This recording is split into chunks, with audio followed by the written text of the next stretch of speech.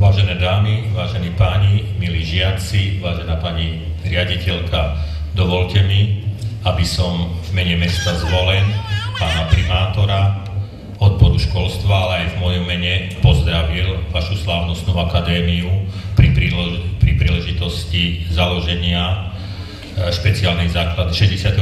výročia založenia špeciálnej základnej školy vo Zvolene.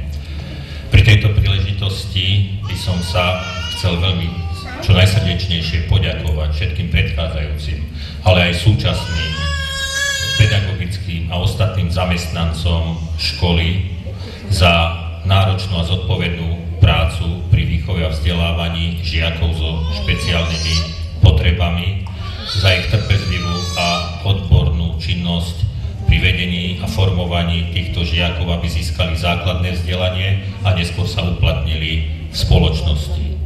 Dovolte mi, aby pri tejto príležitosti som pani riaditeľke odovzdal ďakovný list a pamätný list mesta Zvolen pri príležitosti tohto 65.